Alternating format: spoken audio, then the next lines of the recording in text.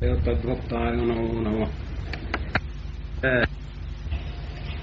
ভবামি ন চিরাৎ পার্থ মই আবেশিত চেত, আমার প্রতি একনিবিষ্ট চিত্ত আবিষ্ট চিত্ত ব্যক্তি যিনি আমাকে ছাড়া কাউকে জানেন না, এই জগতে অন্য কোন রক্ষাকর্তা আর কেউ আছেন এটা যার বিশ্বাস নেই আমি ছাড়া,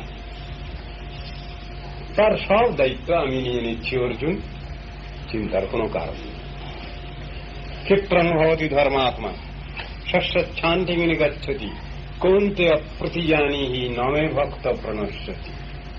আমার ভক্তের বিনাশ নাই অর্জুন, এটা তুমি প্রতিজ্ঞা করে বলো।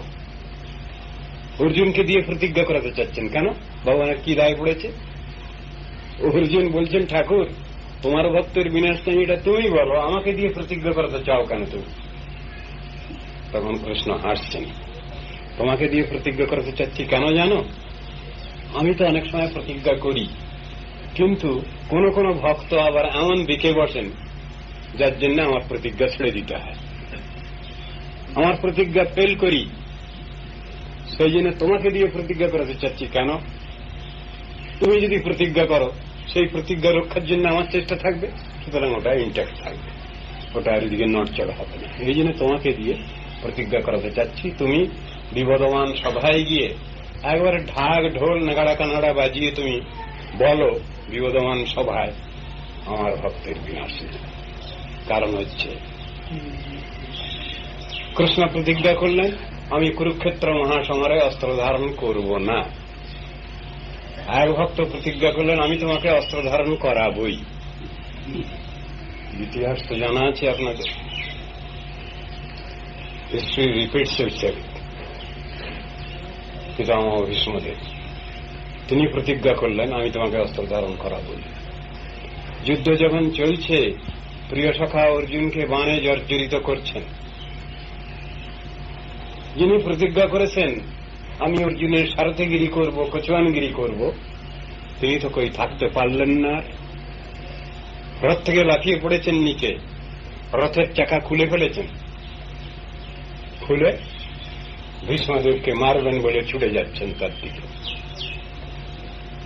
ভীষ্মদেব হাত জোড় করে হাঁটু গড়ে বসে গেছে। ঠাকুর বুঝলাম ভক্তের প্রতিজ্ঞা রক্ষার জন্য তোমার প্রতিজ্ঞা তুমি বিসর্জন দিলে, তা তুমি ভক্তকে ভালোবাসো, এই জন্যই তোমার নাম ভক্তবৎসল, এই জন্যই তোমার নাম আশ্রিত জনপালক, এই জন্যই তোমার নাম বাঞ্ছাকল্পতরু। তো বুঝলাম, ক্ষমা করো আমায়।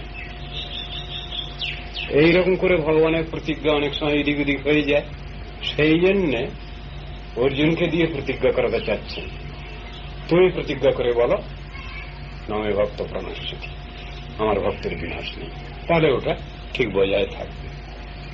সব জিনিসটা তো এরকম। গীতা পাঠ করছিলেন একজন ব্রাহ্মণ অর্জুন মিশ্র, পাঠ করতে করতে উনি কাঁদেন।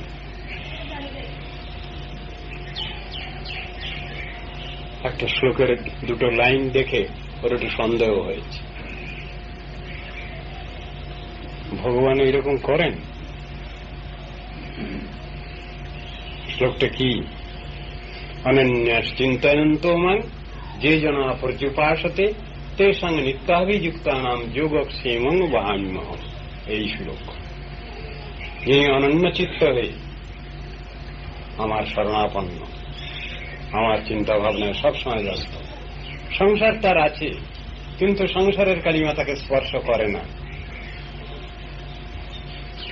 সেই ব্যক্তি যিনি আমার উপাসনায় সদা সর্বদা ব্যস্ত, সংসার তার আছে কিন্তু সংসারে তার কোনো অ্যাডিকশন নেই, সেইরূপ নিত্য অভিযুক্ত সবসময় যিনি আমার চিন্তা ভাবনা করছেন, সেই ভক্তের আমি যোগ এবং ক্ষেম দুটোই বহন করি। যোগ শব্দের অর্থ ভক্তের কিছু নাই, ভগবান সব দিয়ে দিলেন, তোমার নাই কিছু, এই নাও, এই যৎসামান্য দিলাম। ভগবান যখন দিচ্ছেন তখন বলছেন এই যৎসামান্য দিলাম, আর ভক্তের সেই যৎসামান্য রাখবার জায়গা নেই। ভগবান যখন বলছেন এই যৎসামান্য দিলাম, ভক্তের সেই যৎসামান্য রাখবার জায়গা নেই। এর নাম হল যোগ, অলব্ধ বস্তুর প্রাপ্তি। তা ছিল না, ভগবান দিয়ে দিলেন তাকে। আর দেওয়ার সময় বলছেন এই যত সামান্য দিলাম। আর খেম কাকে বলে? লব্ধ বস্তুর সংরক্ষণ চেষ্টা। ভগবান প্রচুর জিনিস দিয়ে দিলেন, না সেটা দেখবে কে, রাখবে কে? স্টেট দিয়ে দিলেন, দেখবে কে? সে দায়িত্ব ভগবানকে নিতে হচ্ছে। তো ভয়ঙ্কর জ্বালার কথা। দিয়েও তো রেহাই নেই ভগবানের। দিয়ে দিচ্ছেন, আবার সেটা সংরক্ষণ করবার দায়িত্বও নিতে হচ্ছে তাকে। কেন? ভক্ত তো নিশ্চিত, তিনি তো সবসময় তদ্গত চিত্ত, ভগবত চিন্তায় বিভোর, ভগবানের লীলা কথায় তিনি বিভোর আছেন। ভগবানকে আবার দায়িত্ব নিতে হচ্ছে। চিন্তা করুন তো ব্যাপারটা। নৃসিংহদেব প্রহ্লাদকে বহুভাবেই পরীক্ষা করেছেন। পরীক্ষায় তো পাশ করেছেন প্রহ্লাদ, সেই জন্য না নৃসিংহদেব এসেছেন তাকে রক্ষা করতে। পরীক্ষায় ফেল করা লোকের জন্য কি ভগবান আবির্ভূত হন কোথাও? ভগবান বিশেষ কৃপা দেখান কোথাও? কোথাও না। পরীক্ষায় পাশ করেছেন প্রহ্লাদ। হিরণ্যকশিপুকে সামনেই বধ করেছেন। প্রহ্লাদ হাত জোড় করে দাঁড়িয়ে আছে, তার কাছে কেউ যেতে পারছে না। সমগ্র জগৎ ত্রিজগৎ এবারে কাঁপছে ভয়তে। দেখা গেল সে সময় তাকে কেউ রক্ষা করতে পারছে, সামাল দিতে পারছে না। ভগবান খুব ক্রুদ্ধ। সে মূর্তি কি উগ্রচণ্ড মূর্তি না নৃসিংহদেবের? ভীষণ মূর্তি। দেবতারা তার সামনে যেতে পারছেন না। লক্ষ্মী ঠাকুরন দাঁড়িয়েছিলেন, দেবতারা বলছেন, মা তুমি তোমার প্রভুকে ঠান্ডা করো। আমি পারবো না বাবা, আমি পারবো না। তখন সবাই পরামর্শ করে ঠিক করলেন, যার জন্য ভগবানের এই মূর্তিতে আবির্ভাব তাকেই পাঠানো হোক। প্রহ্লাদের জন্যই তার এই মূর্তিতে আবির্ভাব। প্রহ্লাদকে বললেন, বাছা প্রহ্লাদ, তুমি তোমার প্রভুকে শান্ত করো। নির্বিকার বলবার সঙ্গে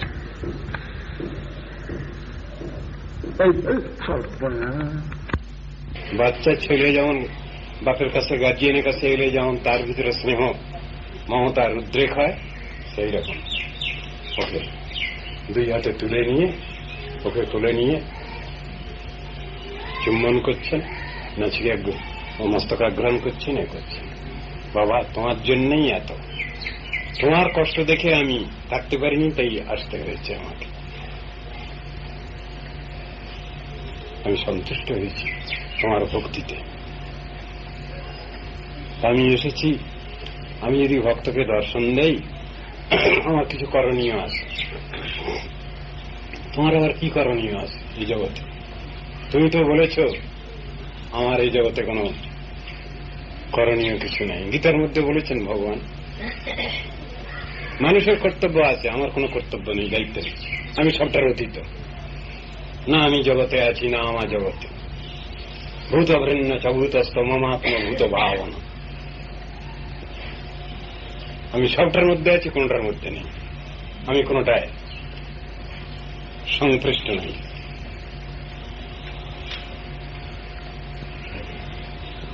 প্রহ্লাদকে বলছেন, বাবা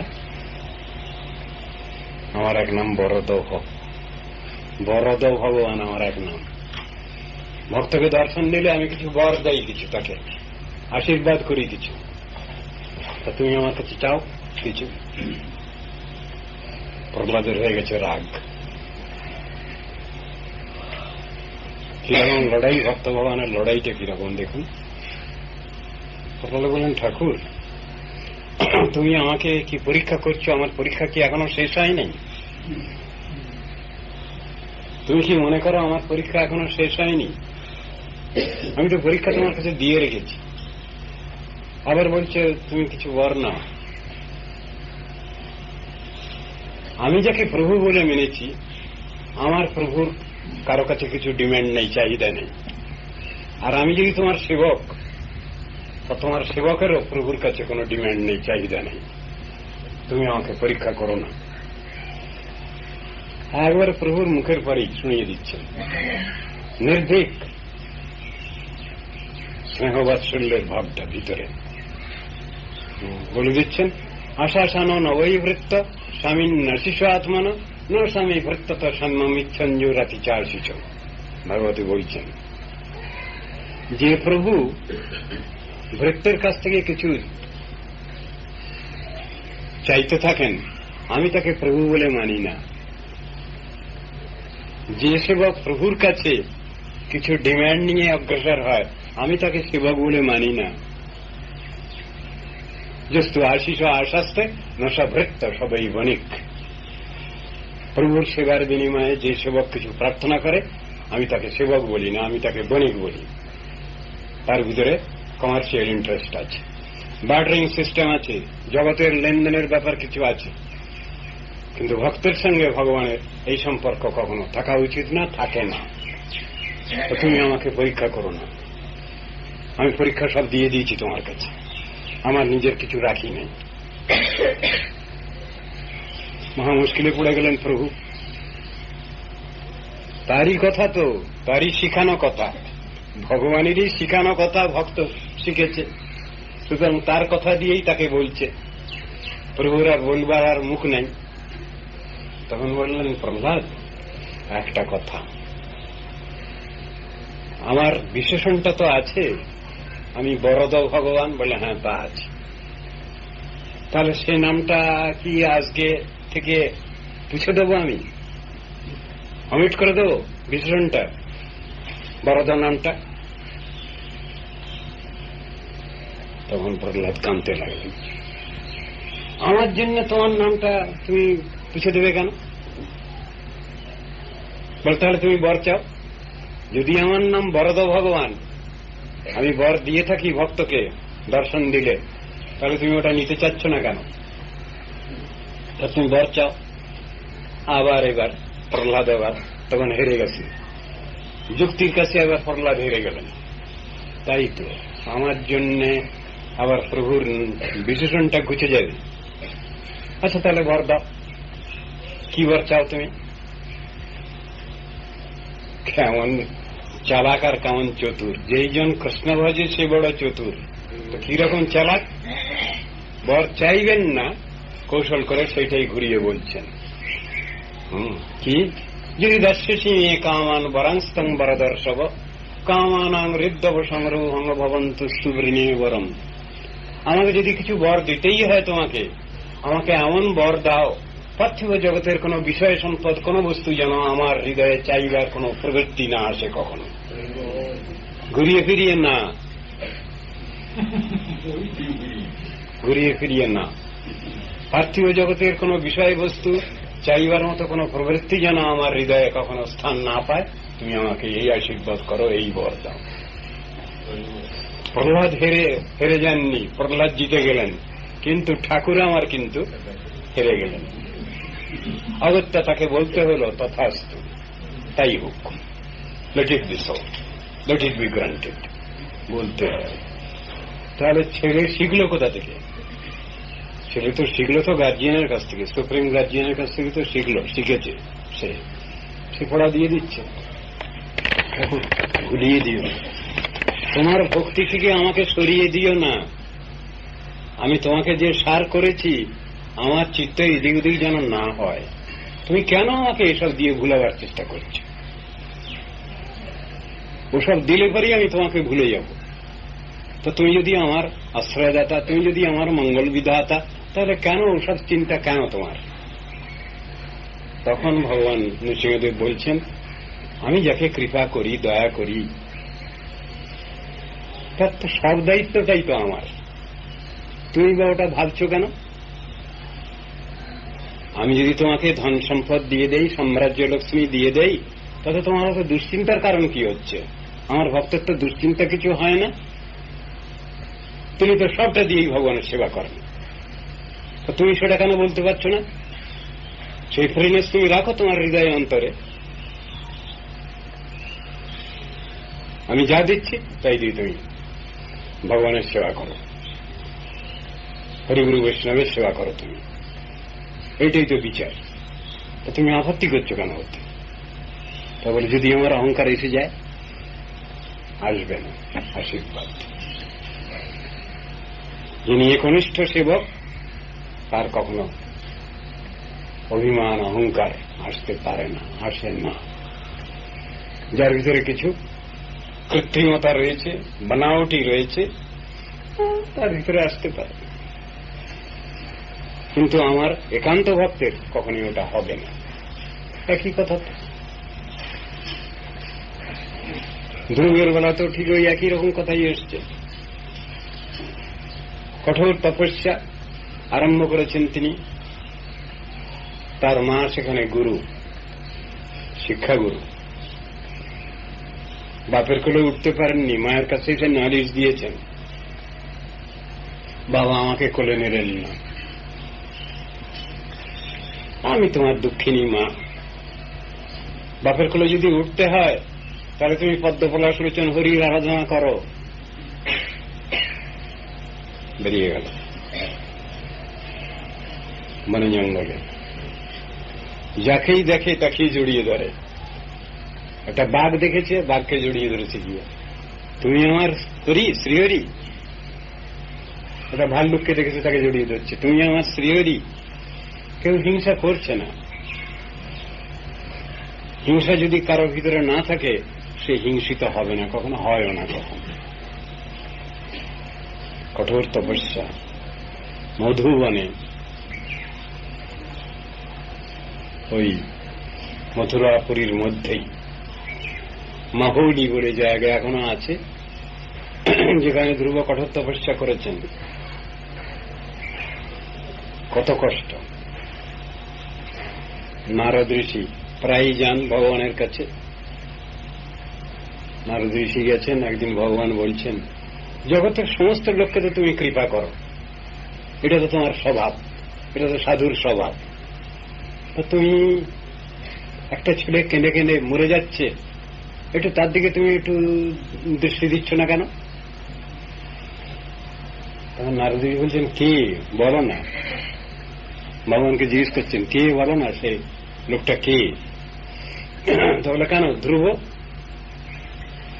এত কঠোর তপস্যা করছে, আর তোমার একটু চিত্তটা একটু হচ্ছে না, দ্রবীভূত হচ্ছে না ওই ছেলেটার জন্য? তা বললে অত কথা ঘুরিয়ে বলবার দরকার নেই, সোজাসুজি বলো না কি করতে হবে আমাকে। তো যাও, ওকে কৃপা করো, দয়া করো, ওকে মন্ত্র দান করো। নারদ ঋষি এসেছেন, ওকে মন্ত্র দিয়েছেন। কত অক্ষরের মন্ত্র? 10 অক্ষর মন্ত্র।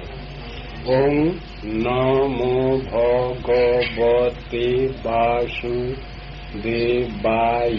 12 অক্ষর মন্ত্র।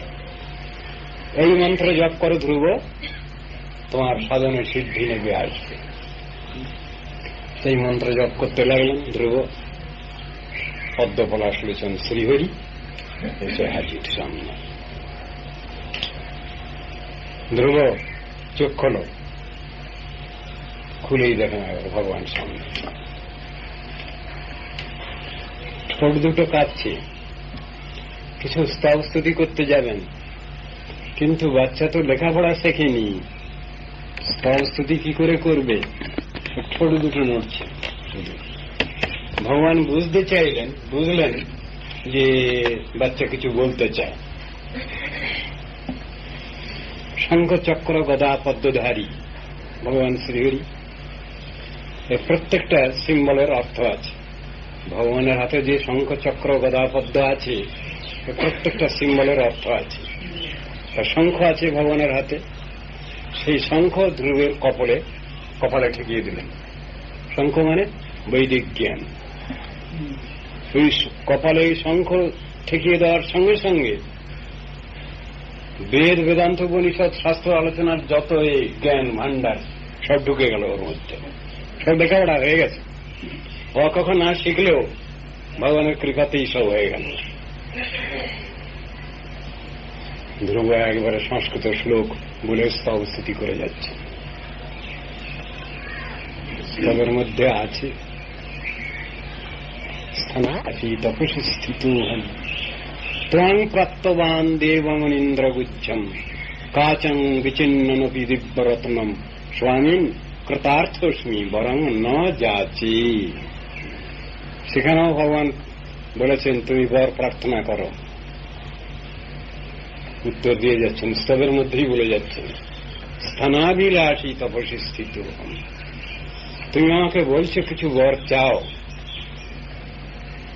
একথা ঠিক। আমি সকাম ভাবেই তোমার কাছে এসেছিলাম। সকাম ভাব মানে আমি বাপের কোলে উঠতে গেছি, বাবা আমাকে কোলে নেননি। ধ্রুব আর উত্তম দুই ভাই, বিমাতার ছেলে হল উত্তম, বাবা আমাকে কোলে নেননি।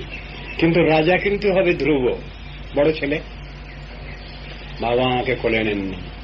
ক্ষত্রিয়ের বাচ্চা আমি, ভীষণ মানি, অভিমানী আমি, বাবা কোলে নিলেন না। মার কাছে এসে কান্নাকাটি করলাম, মা বলল পদ্মপলাশ রচন শ্রীহরির আরাধনা কর, তাহলে তোর সব লাভ হবে। মায়ের কথা শুনে আমি এসেছি। আমি সত্যিই বলছি, বাপের কোলে উঠব, সাম্রাজ্যের অধিকার পাব, এই জন্যই তোমাকে আমি প্রথম ডেকেছি। ত্বং প্রাপ্তবান দেবমনীন্দ্র গুজ্জম। কিন্তু চেয়েছিলাম সামান্য বস্তু, বুঝতে পারিনি তো, তুচ্ছ বিষয় চেয়েছি তো তোমার কাছে। ত্বং প্রাপ্তবান দেবমনীন্দ্র গুজ্জম, কিন্তু পেয়ে গেছি তোমাকে, দেবমনীন্দ্র বাঞ্ছিত ধন তোমাকে পেয়ে গেছি আমি হাতের মুঠোর মধ্যে। বাচ্চা ছেলেগুলো কি করে, সমুদ্রের ধারে সব রং বেরঙের সব ঝিনুক পাওয়া যায়, সেইগুলো গিয়ে সমুদ্রের ধারে কুড়াতে থাকে। তা আমিও ওই রকম ধরনের সব ঝিনুক কুড়াচ্ছিলাম, রং বেরঙের সব পেবলস, পাথরের টুকরা সব কুড়াচ্ছিলাম সব। কিন্তু পেয়ে গেছি দিব্যরত্ন তোমায়। কাচং বিচিন্ননপি দিব্যরত্নম, দিব্যরত্নের স্বরূপ তোমাকে আমি পেয়ে গেছি, দর্শন তোমার। স্বামী কৃতার্থস্মি বরং ন যাচি। প্রভু, আমার সব পাওয়া হয়ে গেছে, আমি কৃতকৃতার্থ, আমার জীবন ধন্য হয়েছে, আমার আর কোন প্রাপ্তিতে আশা নেই। যস্মিন প্রাপ্তে সর্বমিদং প্রাপ্তং ভবতি, যস্মিন জ্ঞাতে সর্বমিদং জ্ঞাতং ভবতি। যাকে পেলে সব পাওয়া হয়, যাকে জানলে সব জানা হয়, সেই বস্তু তো তুমি। তো তুমি ধরা দিয়েছ, সেই জন্যই আমি তোমাকে পেয়েছি। তোমার কৃপাতেই এটা সম্ভব হয়েছে, এতে আমার কোনো বাহাদুরি নাই, সবটাই তোমারই বাহাদুরি। ঠাকুর, তোমার নাম জয়যুক্ত হোক, তুমি জয়যুক্ত হও, আমার কোনো বাহাদুরি নেই, আমি তোমার কাছে কোনো কিছু চাই না। সেখানেও ধ্রুবকে বললেন ভগবান, না তোমাকে নিতে হবে, কিছু নিতে হবে, আমি তো তোমায় ভুলে যাব না। ভুলবে না, আমার ভক্তের অবস্থা আসেই না। যদি তিনি সত্যি সত্যি যদি আমার প্রতি ভক্তিমান, তাহলে তার তো অহংকার নেই, অহংকার আসবে না, তোমার কোন অভিমান অহংকার আসবে না। তো ধ্রুবকে তো দিয়ে দিলেন, সাম্রাজ্য লক্ষ্মী দিয়ে দিলেন। ধ্রুব তো তাই দিয়েই তো রাজ্য শাসন করেছেন, সবকিছু করেছেন, কর্তব্য দায়িত্ব পালন করেছেন। সবটার মধ্যে তো শিক্ষা আছে। মানুষ যদি শিক্ষাটা নেয়, অসুবিধা কোথায়? অসুবিধা তো নাই। আমরা সামান্য সামান্য জিনিস পেয়ে ভগবানকে ভুলে যাচ্ছি, আর সাম্রাজ্য লক্ষ্মী যিনি দিয়ে দিচ্ছেন, তার পক্ষে কিছুই না। ভগবান যখন দিচ্ছেন তখন বলছেন, এই না যত সামান্য জিনিস তোমায় দিলাম। আছে না ওই ইয়েতে, ওই কৃষ্ণ সুদামা উপাখ্যানের মধ্যে, ভিক্ষা জুটছে না, খাওয়া জুটছে না, ঠাকুরের ভোগ হচ্ছে না, এমনই অবস্থা।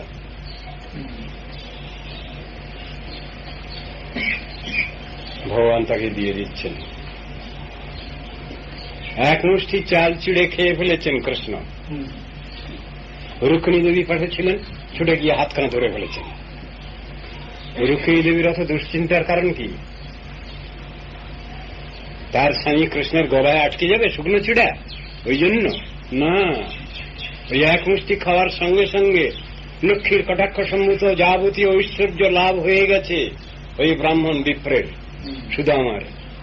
দ্বিতীয় মুষ্টি যদি তুমি খাও তাহলে আমি ওর ঘরে বাঁধা পড়ে যাব।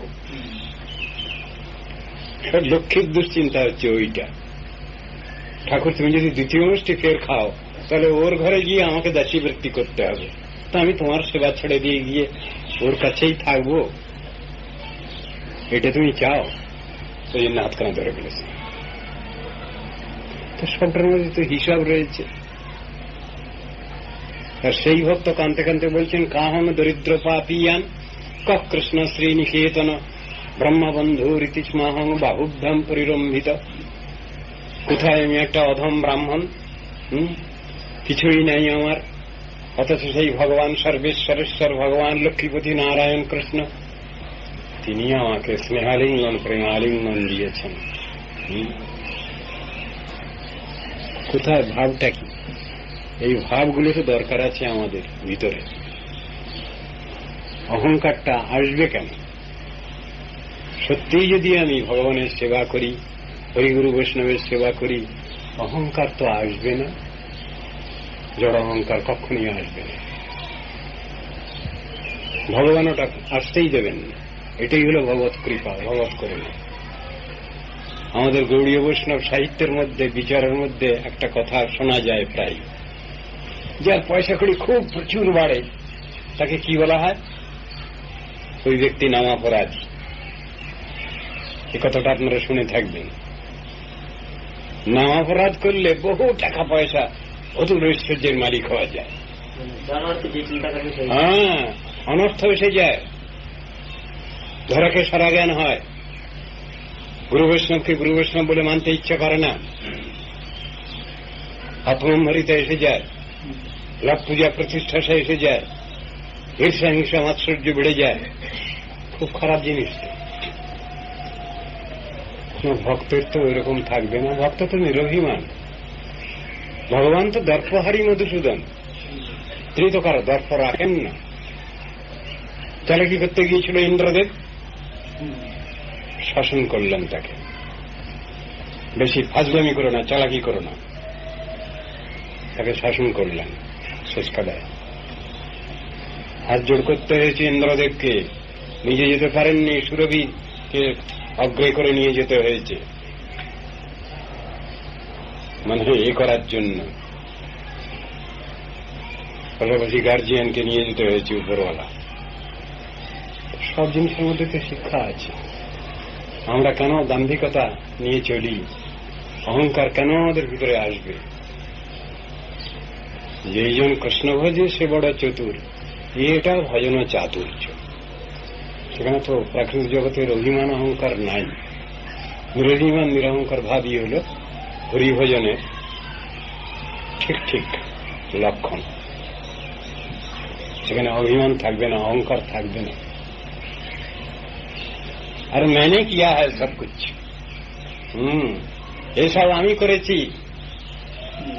এই মঠ মন্দির এত 35 লাখ টাকা, 40 লাখ টাকা, আর এক জায়গায় 60 লাখ টাকা, 50 লাখ টাকা খরচ করেছি। আরে मैंने किया है, तुम लोग थोड़ा ही किया है। এটা হরিভজনের লক্ষণ, এটা আত্মম্ভরিতা। যা কিছু দেখছেন আমার গুরুদেব করেছেন, ভগবানের শুভেচ্ছা সুভাষিতবাদে এটা হয়েছে, এটা বললে পরে সেখানে রেহাই, ভগবান ক্ষমা করে দেবেন সেখানে। হ্যাঁ, ও তো আমার খায় আমার পরে, ও তো ওর গুরুর খায় গুরুর পরে বলছে, কই ওর তো অহংকার নেই, সেটা ভগবানের আশীর্বাদ থাকে সেখানে। তো সব জিনিসটার মধ্যেই তো এইভাবেই শিক্ষা আছে। সেই শিক্ষাটা আমরা নিতে পারছি কই? সে শিক্ষা নিতে পারলে তো হয়। আকবর বাদশাহ, যুদ্ধ হচ্ছে, রাজপুত সৈন্যদের সঙ্গে। ও বইখানা তোমরা পড়েছ কিনা? বইখানার নাম হল টেলস অফ রাজপুত শিভ্যালরি। পড়েনি? এই বইখানা লেখা হয়েছে উইলিয়াম জেমস টড, তিনি ফরেনের লোক। তিনি ভারতে এসেছিলেন, ঐতিহাসিক একজন নাম করা। তিনি শেষ জীবনই কাটিয়ে গেলেন এতে, ভারতে এবং ওই এতে রাজপুতনায়। তো তার লেখা বই ছিল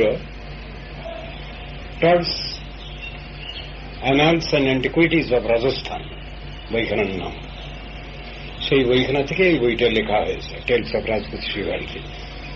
তার ভিতরে পড়েছিলাম যুদ্ধ হচ্ছে হলদিঘাটে, আর ওদিকে মেওয়ার স্টেটে যুদ্ধ হচ্ছে।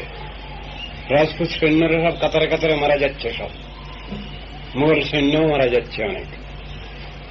যুদ্ধের জয় হয়েছে, যুদ্ধে আকবরের এসে জাহাপনা বিজয় আক্কাই है।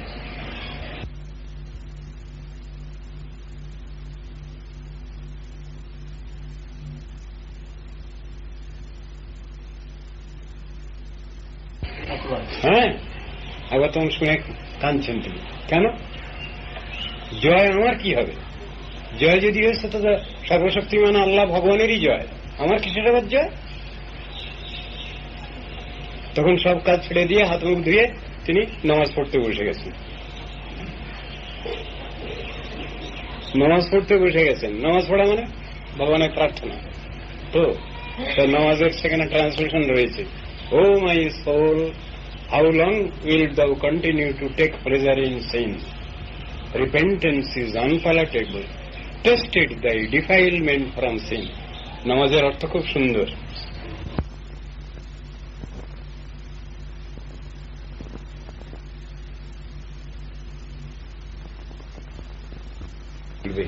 কখনো দেমাকি হয়েও না, অহংকারী হয়েও না। অহংকার পতনের মূল। ভগবানের করুণা কৃপা সবটাতে উপলব্ধি করার চেষ্টা করো। এই নামাজের ভিতরে সব আছে। কত সুন্দর কথা। যুদ্ধে জয় হয়েছে, তখন বলছেন ও লর্ড, ভিক্টরি ইজ ডাইন। বলছেন যুদ্ধে যদি জয় হয়েছে, ভগবান তোমারই জয় হয়েছে, আমার জয়টাই বলে কিছু না। জয় যদি হয়েছে, তোমার জয় হোক। তাহলে চিন্তাটা কি? যুদ্ধে জয় হয়েছে উনি বলছেন আমার জয় নয়, এটা তোমার জয়। তাহলে ভগবত ভক্ত তিনি তো ওই কথাই বলবেন। তিনি তো আমার জয় হয়েছে বলবেন না কখনো। আমার বাহাদুরি এ কথা তিনি কখনো মুখে উচ্চারণ করবেন না। ওটা জড় অহংকার। ওটা সবটার মধ্যে তো শিক্ষা আছে। এই শিক্ষাগুলো আমরা ভুলে যাচ্ছি আজকাল, আর সব ভুলিয়ে দিচ্ছে। এই সংসারে আমাদের যে চারটে অহংকার আছে না, এই অহংকারের সব শেষ। চারটে অহংকার কি বলতে হয়, শাস্ত্রে বুঝানো আছে। আমাদেরও বলতে হয় কথা বলতে গেলে। কি? জন্ম, ঐশ্বর্য, শ্রুত, শ্রী। এই চারটে জিনিস। জন্মের অহংকার। আমি খুব ব্রাহ্মণ ঘরে, ক্ষত্রিয় কায়স্থ ঘরে জন্মগ্রহণ করেছি। খুব বাহাদুরি, কাজ কিছু করি না। ব্রাহ্মণ কুলে জন্মগ্রহণ করেছি আমি। ব্রাহ্মণের কর্তব্য আছে। কি কর্তব্য? তার তো ডিউটি আছে সকলেরই। ব্রাহ্মণ, ক্ষত্রিয়, বৈশ্য, শূদ্র প্রত্যেকেরই ষষ্ঠ ডিউটি, কর্তব্য আছে। তো ব্রাহ্মণের কর্তব্য কি? তিলকং যজ্ঞসূত্রঞ্চ ত্রিসন্ধ্যা বিষ্ণু পূজনম গায়ত্রাদি জপ নিত্যম এতদ ব্রাহ্মণ লক্ষণম। এই হল ব্রাহ্মণের লক্ষণ। তার কপালে ঊর্ধ্বপুণ্ড তিলক থাকবে। এই ত্রিপুণ্ড নয়, ঊর্ধ্বপুণ্ড তিলক থাকবে ব্রাহ্মণের কপালে। যজ্ঞসূত্র থাকবে। আর দূর সুতো মতো রেখে কি হবে?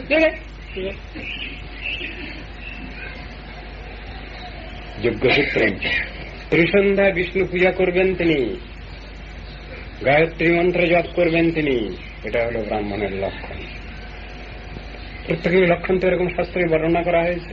যদি না করে তাহলে তার কি পরিচয়? মুচি হয়ে সূচি হয় যদি হরি ভজে, শুচি হয়ে মুচি হয় যদি হরি ত্যাজে। কথাগুলো তো বুঝানো আছে। চণ্ডালোপি দ্বিজশ্রেষ্ঠ হরিভক্তি পরায়ণ, হরিভক্তি বিহীনস্তু দ্বিজোপি সপচাধম। বহুতর শ্লোক তো বলা আছে, সেগুলো তো বুঝতে হবে। শাস্ত্রের বিচারগুলো তো রয়েছে, কাজটা তো আমাকে করতে হবে। জন্মের অহংকার ধুয়ে খাও, জন্মের অহংকার ঐশ্বর্য। হ্যাঁ, গোটা ভারতবর্ষকে কিনে নিতে পারি আমি, গোটা পৃথিবীকে কিনে নিতে পারি। অহংকার হবেটা কি তোমার? শ্রুত পাণ্ডিত্য মশায় রেখে দেন, ওসব আপনাদের ওসব কপচানো কথা রেখে দেন। কত বই পড়লাম, কত এ করলাম, আর হ্যাঁ মশাই আমি এমএ পিএইচডি পিআরএস। বাবা, ভয়ঙ্কর ব্যক্তি তো আপনি। সব জেনে ফেলেছি, সব জানতাম, তার সব জানা হয়ে গেছে। যোগীগণ যারে ধ্যানে নাহি পায়, সে হরি বঞ্চিত হলে কি হবে উপায়। ইয়ং ব্রহ্মা বরুণেন্দ্র রুদ্রমূর্তস্তন্নন্তি দিব্যৈস্তবৈ, বেদৈ সাঙ্গ পদক্রম উপনিষদের গায়ন্তি জং সামগা, ধ্যানাবস্থিত তদ্গতেন মনসা পশ্যন্তি জং যোগিনো যশন্তং ন বিদো সুরাসুরগণা দেবায় তস্मै নমঃ। কৃষ্ণকে প্রণাম করছেন ভাগবতে। যোগী ঋষিগণ তারাও যাকে ধ্যানে পাচ্ছেন না, তারাও কান্নাকাটি করছেন। আর সব জেনে ফেলেছি আমি, না? কত বাহাদুর। ব্রহ্মা শিবাদি দেবতা কান্নাকাটি করছেন, ঠাকুর তোমার মহিমা বুঝতে পারলাম না। চার মাথা দিয়েছেন ব্রহ্মাকে। ব্রহ্মাজি বলছেন চার মাথা নিয়েও সব ভুল করে ফেললাম আমি। আমার মতো এমন হতভাগা কেউ আছে? ভগবান, তুমি তোমার তত্ত্ব জানবার জন্য, বুঝবার জন্য আমাকে চতুর্গুণ বুদ্ধি দিয়েছ। তুমি চতুর্গুণ মানে অলরাউন্ড, অল স্কয়ার।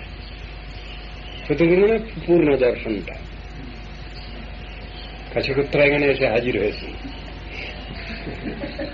আচ্ছা, এতক্ষণ দেখবি তো চার মাথা মানে কি? পুরো সার্কেলের জ্ঞান, পূর্ণ বৃত্তের জ্ঞান। রাইট অ্যাঙ্গেল হয় কত ডিগ্রিতে? 90 ডিগ্রিতে। 490 কত হয়?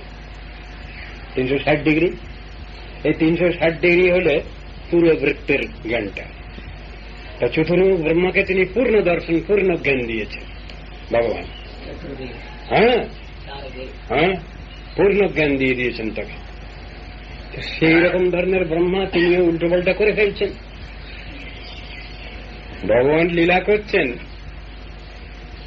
গোবৎস চড়াচ্ছিলেন, বৎসগুলোকে সব লুকিয়ে ফেললেন। আমার প্রভু উপরওয়ালা দূর এসব কি করে, সব লুকিয়ে ফেলেছেন। সখাগণকে লুকিয়ে ফেলেছেন, যোগনিদ্রা সাহিত্য করে রেখেছেন।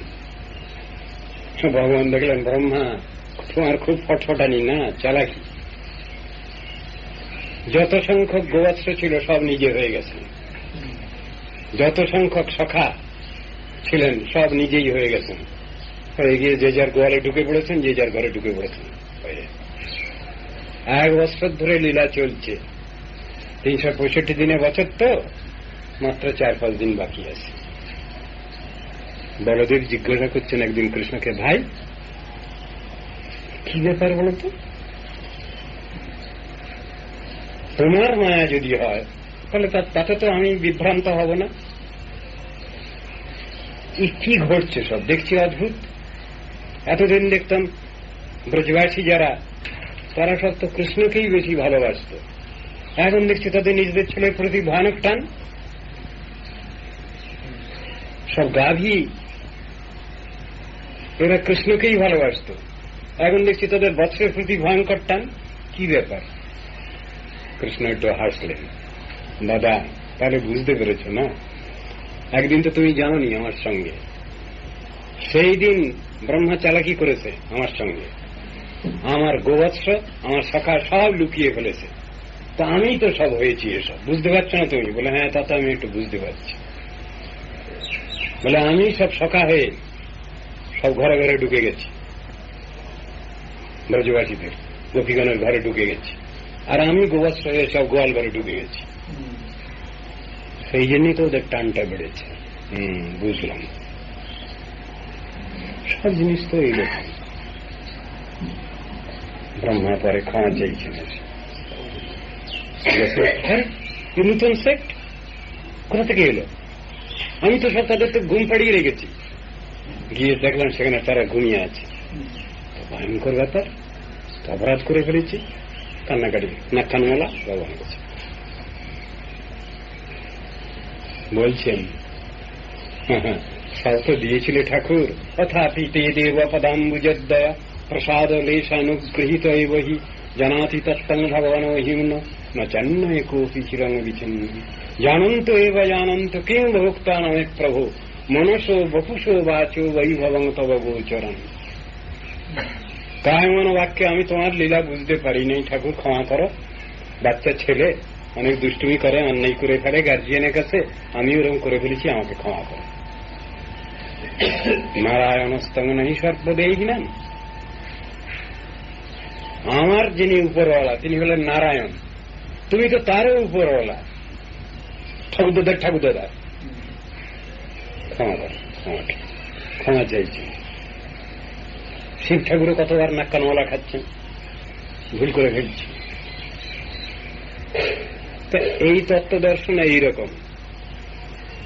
আর আমরা সব বুঝে ফেলেছি, সব জেনে ফেলেছি, আমাদের কত অহংকার, সব জনতার দল। আর রূপগৌরব, এটা তো মায়েরা একটু বোঝেন বোধহয়, যার রূপ একটু আছে, একটু কালো লোক হলে বা নাকটা একটু চ্যাপটা হলে, এ হলে ছেঁড়ি কোথাকার, তেলে ভূত কোথাকার, অহংকার। এই চারটে জিনিসের দ্বারা কখনো ভগবানকে পাওয়া যায় না, বাধা, ভগবত সাধন ভজনে বাধা। আরো কিছু বাধা আছে, শুনুন। ভ্রম, প্রমাদ, করণাপটক, বিপ্রলিপ্সা, এই আরো চারটে দোষ আছে বদ্ধজীবের। বদ্ধজীব মাত্রই থাকে। ভ্রম মানে এক বস্তুকে আরেক বস্তু বলে মনে করা। রজ্জুতে সর্প ভ্রম, সর্পে রজ্জু ভ্রম। অন্ধকার রাস্তায় যাচ্ছি, একটা সাপ পড়ে রয়েছে রাস্তায়, যেই পা দিয়ে দিলাম কামড়ে দিল আমাকে, মৃত্যু হলো, না হয়তো অনেক কষ্ট। আবার কখনো উল্টোটা হচ্ছে, একটা রশি পড়ে আছে, আমি সাপ সাপ করে চিৎকার করে উঠছি, লাইট এনে দেখা গেল একটা রশি পড়ে আছে, একটা দড়ি পড়ে আছে। দুরকম ভুলই হচ্ছে, বস্তুতে অবস্তব জ্ঞান, অবস্থিতে বাস্তব জ্ঞান। এই ভুল হচ্ছে আমাদের সবসময়। প্রমাদ, প্রমাদ কাকে বলি? নামেতে অনবধান হয় অপরাধ, তাহাকে পুরাণ কর্তা বলেন প্রমাদ। অনবধান, হরিনাম করছি, করতে করতে মনটা বম্বে, দিল্লি, মাদ্রাস একবার ঘুরে চলে এলো, বা পইতে ধরে আন্নিক করতে বসেছি, দুনিয়াটা একবার ঘুরে চলে এলো, রাশিয়া আমেরিকাটিকে ঘুরে টুরে চলে এলো একবার। পইতে কিন্তু ধরাই আছে হাতে। একে বলে প্রমাদ, অনবধান, অন্য মনস্ক ভাব, ইনঅ্যাটেন্টিভনেস, মধ্যযুগের স্বভাব। তারপরে তৃতীয় দোষ হল করণাপটক, মানে ইন্দ্রিয়ের অপটুতা। চোখ আছে, তার একটা রেঞ্জ রয়েছে, সে রেঞ্জের বাইরে কিছু দেখতে পায় না। কান আছে, তার একটা রেঞ্জ আছে, সে রেঞ্জের বাইরে সে শুনতে পায় না। আমাদের যেসব ইন্দ্রিয় বৃত্তি আছে, এই সবগুলোই defective. All this are defective organs. তো এই নিয়ে কি করবো? বাহাদুরি তো খুব, সব জেনে নিচ্ছি, সব বুঝে নিচ্ছি, কিন্তু জিনিসকে যা আছে সম্বল সব ডিফেক্টিভ, যন্ত্রগুলো সবই ডিফেক্টিভ।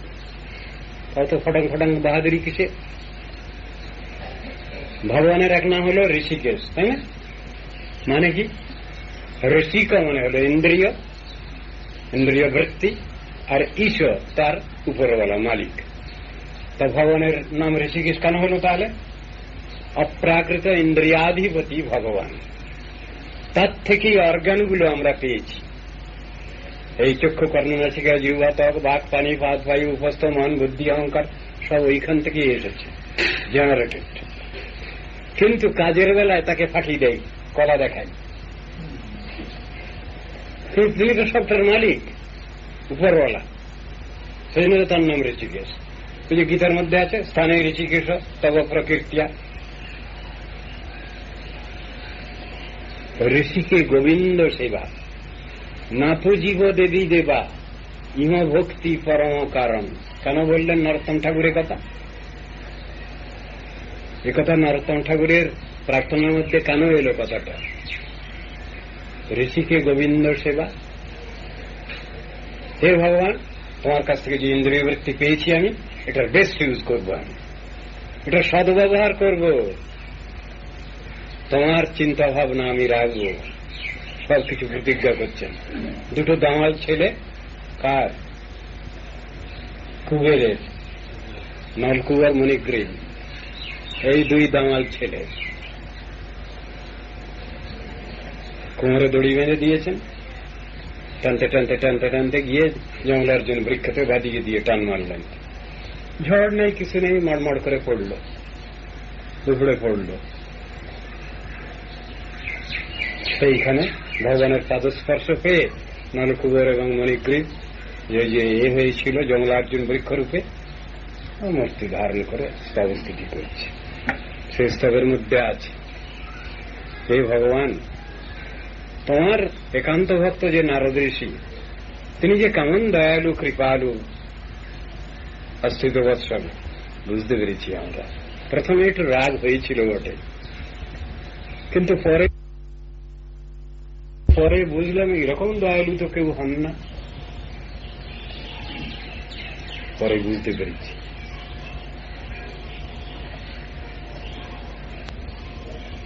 আমরা প্রতিজ্ঞা করছি, ডিক্লারেশন দিচ্ছে তখন, মালিকের কাছে ডিক্লারেশন দিচ্ছে তখন তারা দুজনে। লোকটা কি? শির নিবাস জগৎ প্রণামে দৃষ্টি শতাং দর্শনেস্তু ভবত্তনূনম। মাথাটা দিয়েছ ভগবান তোমার শ্রীপাদ পদ্মে, তোমার ভক্তের শ্রীচরণে অবনত থাকল। কান দিয়েছ তোমার কথা গুণগানেতে নিযুক্ত করলাম। শ্রবণ দিয়েছ তোমার শ্রীমূর্তি দর্শনে নিযুক্ত করলাম। সবগুলো বলে যাচ্ছে। মনস্তব পাদয়ূর্ণ, সবটা খুব সুন্দর ওখানে বলছেন। কৃষ্ণ তখন হাসছেন তাকিয়ে তাকিয়ে। বালগোপাল তখনও টানছে, সেই উদুখল উখলিটা তখনও টানছে, উখলিটা তখনও টানছে। তারপরে তিনি বলছেন, হ্যাঁ, প্রথমে আমার ভক্ত নারদ ঋষির পরে তোমরা একটু অসন্তুষ্ট হয়েছিলে, সেটা বুঝতে পেরেছি আমি, কিন্তু এখন তোমাদের ভুল ভেঙে গেছে না? হ্যাঁ, এখন বুঝলাম যে তোমার ভক্তই আমাদের একমাত্র রক্ষা করবে, এটা বুঝে গেছি। আমাদের সব দোষ ত্রুটি ক্ষমা করো। আর আমরা কি করব? অনুমতি করো, কি করব আমরা? তখন বলছেন, তোমরা এখন স্বর্গে যাও, কিন্তু আমার প্রতি তোমাদের যে প্রেমাঙ্কুর উৎপন্ন হয়েছে, এটা কখনোই নষ্ট হওয়ার নয়। ভগবানে যার প্রেমাঙ্কুর উৎপন্ন হয়েছে, তার কি এই স্বর্গ লাভ হয়? প্রাকৃত স্বর্গ, বৈকুণ্ঠ গতি ভগবান পাঠিয়ে দেবেন সেখানে। ধনকুবেরের ছেলে যাওয়ার কথা, তাদের স্বর্গে টর্গে যাওয়ার কথা, কিন্তু যাচ্ছেন না তো সেখানে। উত্তরের সঙ্গে দিশি বলা আছে, উত্তরের দিক। উত্তরের দিক কোনটা? কম্প্রেসর কাটা উত্তরের দিকে থাকে না?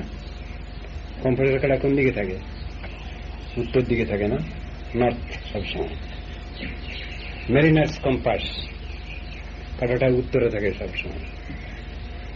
ওই দিকে নাবিকগণ সব দিক ঠিক করে সমুদ্রে। উত্তরের সঙ্গে দিশি কেন বলা আছে ভাগবতে? উত্তর দিকে গেল তারা। বৈকুণ্ঠে যাওয়ার পথ উত্তর দিক, উত্তরাখণ্ড, উত্তরামার্গ। না, স্বর্গে যাবে কেন? স্বর্গ তো দুদিনের ব্যাপার।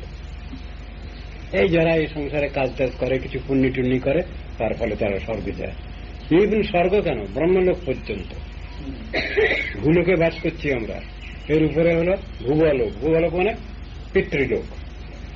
থার্ড ডাইমেনশনে হল স্বর্লোক, স্বর্গ। তারপরে মহাজন তপ সত্য। এই সত্য লোক হল আমাদের ব্রহ্মার সিট। লোকপিতামহ ব্রহ্মার স্থান হল সত্যলোক। তিনি ওইখানে থেকে 14 ভুবনকে কন্ট্রোল করছেন। ভূর ভুবস্বর মহাজন তপ সত্য তল অতল নিতল সুতল তলতল রসাতল পাতাল, এই 14 ভুবনকে কন্ট্রোল করছেন। তারপরে বিরজা, যেখানে প্রকৃতির সৃষ্টি 17 গুণ সাম্যাবস্থা লাভ করেছে। তারপরে বৈকুণ্ঠ লোক। বৈকুণ্ঠের মধ্যে আবার উন্নততর উন্নততম প্রকোষ্ঠ। যারা রাধা গোবিন্দের সেবা যারা করেন, তারা রাধা গোবিন্দের সাক্ষাৎ সেবা পেয়ে যান। কথা লেখা আছে শাস্ত্র। কিন্তু অধিকার অনুসারে, সকলের অধিকার সমান নয়। শান্তদাস্যের সূক্ষ্ম বাৎসল্য মধুর, এই সব রসে সকলের সমান অধিকার নাই, হবে না। মূলেতে জীবাত্মার স্বরূপে যার যে রস আছে, সেই রস সর্বোত্তম। কথা হল এই, একজন শান্ত রসের সেবক তিনি কখনো ডাইভার্টেড হবেন না দাস্য রসে। একজন দাস্য রসেই সেবক, আত্মার স্বরূপে যদি তার সেই রস আছে, তিনি কখনো এই রসেতে বাৎসল্য রসের অধিকার পাবেন না। এ কথাই লেখা আছে। স্বস্যাধিকারে যা নিষ্ঠা সগুণ পরিকীর্তিত, ভাগবতের শ্লোক। স্বীয় অধিকার নিষ্ঠা বিচার করতে হবে, শাস্ত্রে বুঝানো আছে। আর এটার বিপর্যয় হল দোষ, আর স্বীকৃতি মেনে নেওয়াটাই হল গুণ। উল্টো পাল্টা বললে হবে না। একজন দাস্যরসের সেবক বা সেবিকা, তিনি মধুর রথিতে কখনো সেবা পাবেন না, পেতে পারেন না। ওটা হবে না, চেঞ্জ হয় না, ওভাব চেঞ্জ হবে না। আর স্পেশাল রূপে যদি হয়, তার ভিতরে আছে ওটা, হয়তো প্রস্ফুটিত হয়নি, প্রকাশিত হয়নি, সেটা প্রকাশিত হলো, এমন ব্যাপার শিখে হবে, কিন্তু আদপেই নেই। সুরকিকে তুমি পেশাই করো, তার থেকে তেল বেরোবে কেন? তেল নাই। তৈল উৎপাদিত হওয়ার পটেন্সি শক্তি ওর ভিতরে নাই, কিন্তু তেল যার থেকে হবে সেই জাতীয় জিনিসকে পেশাই করলে তেল পাওয়া যাবে। সর্ষে পেশাই করলে তেল পাওয়া যাবে, মুংফলিকে পেশাই করলে তেল পাওয়া যাবে, নারিয়েলকে পেশাই করলে তেল পাওয়া যাবে, তিলকে পেশাই করলে তেল পাওয়া যাবে। যদি যদ্যপি তিল থেকেই তৈল। বস্তু উৎপাদিত হওয়ার পটেন্সি যার মধ্যে আছে, তার থেকে সেই জিনিসটা পাওয়া সম্ভব। কার্যকারণবাদ, কজ অ্যান্ড ইফেক্ট থিওরি নিয়ে আলোচনা করা হয়েছে দার্শনিক জগতে।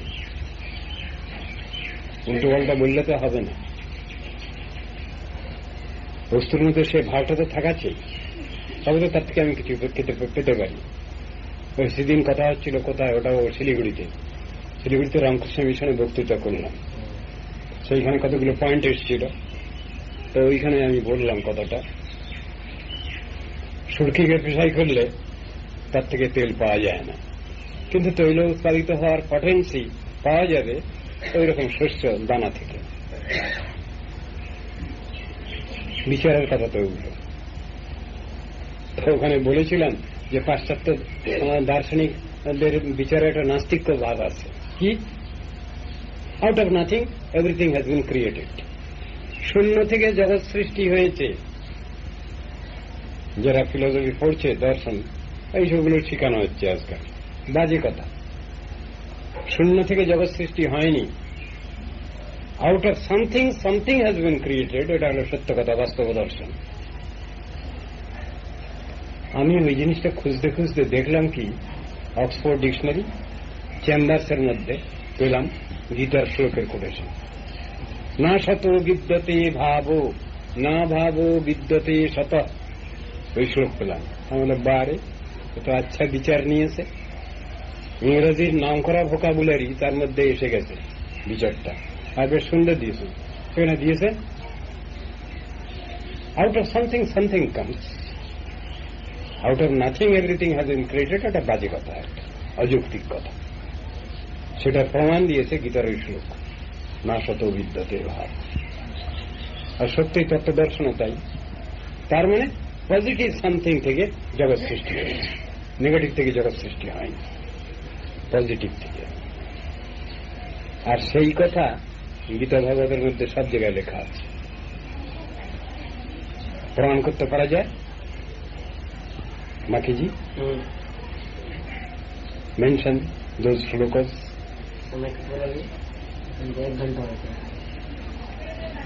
মায়া অধ্যক্ষেণ প্রকৃতি সুয়তে সচরাচরম হেতু নানেন কৌন্তেয় জগৎ বিপরিবর্ততে।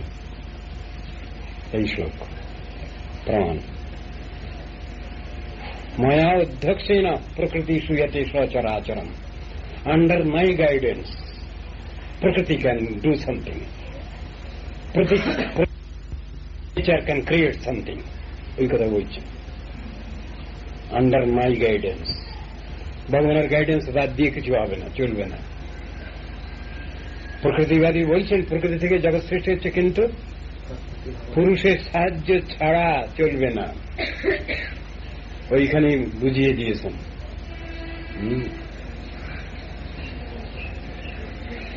খুব ক্লিয়ার কাট এক্সপোজিশন আছে। শিলিগুড়িতে এক জায়গায় বহু আগে, প্রায় 15 বছর 16 বছর আগে একবার এক অনুষ্ঠানেতে ওইরকম ধরনের আমি ওই প্রকৃতিবাদ খণ্ডন করেছিলাম। সেখানে আমি বললাম, মম যোনির মহৎ ব্রহ্ম তস্মিন গর্ভং দদাম্যহম সম্ভব সর্বভূতানাং ততো ভবতি ভারত। মহৎ ব্রহ্ম সেখানে প্রকৃতিকে বলছেন,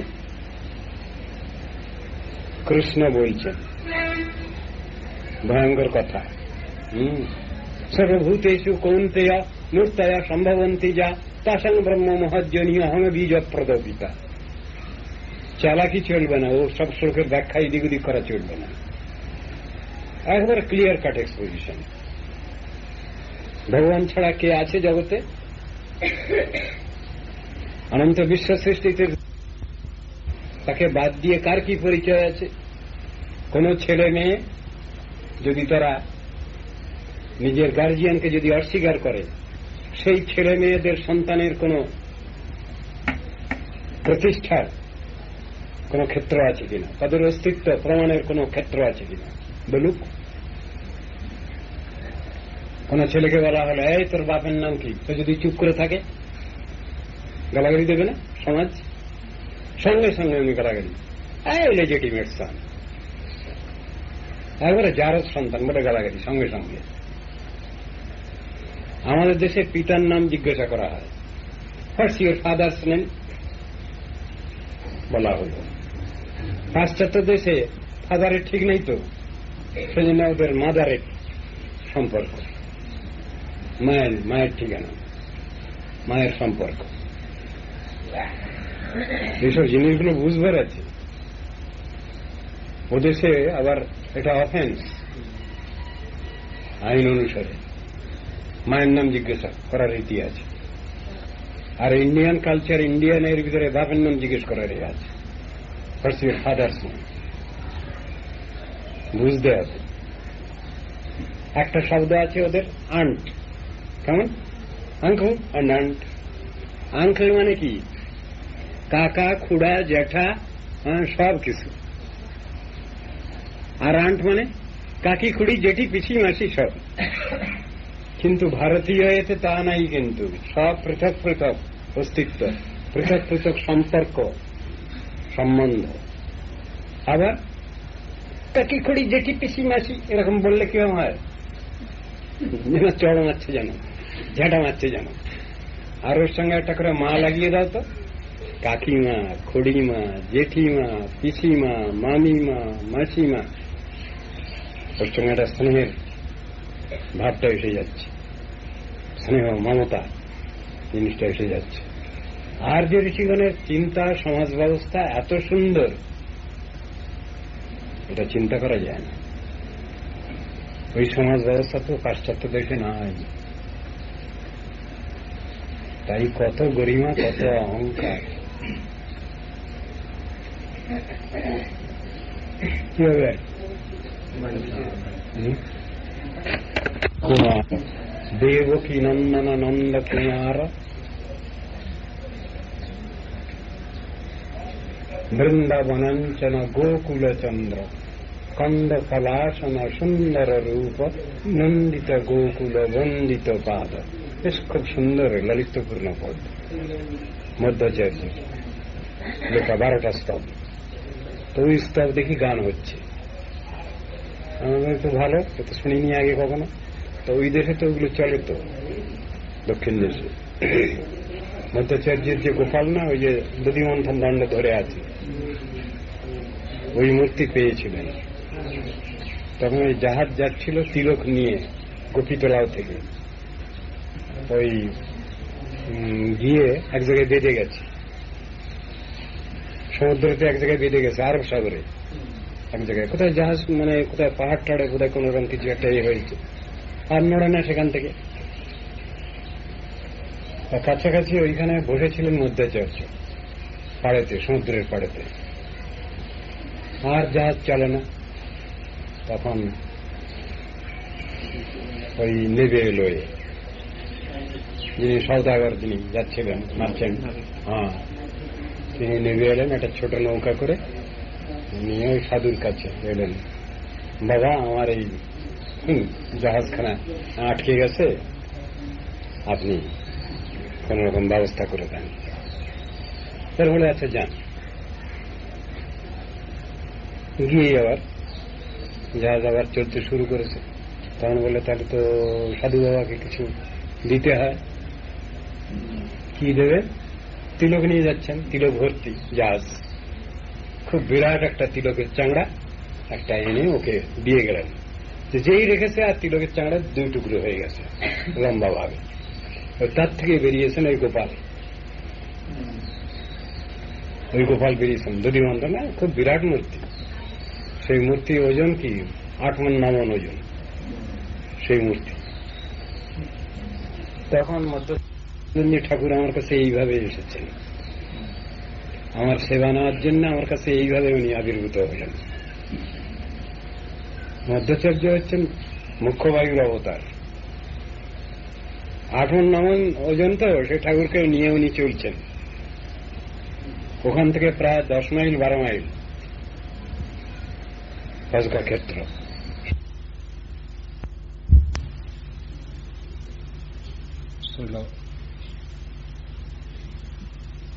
কেশব গোস্বামী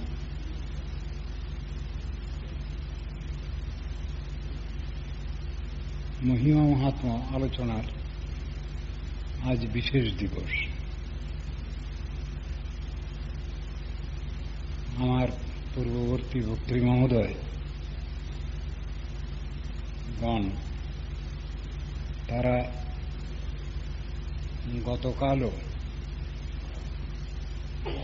শ্রীল গুরুপাদ পদ্মের মহিমা মহাত্মা এবং বিবিধ শিক্ষা সম্বন্ধে আলোচনা করেছেন, আজও করেছেন। আমার জন্য কিছু বোধহয় বাকি নেই, তারা সবই বলে ফেলেছেন। তথাপি আমি কি বলবো,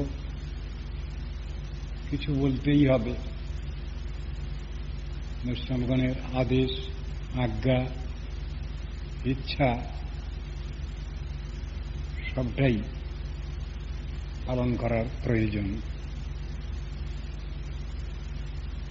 শুনলাম আমরা বৈষ্ণবের গুণগান করিলে জীবের প্রাণ।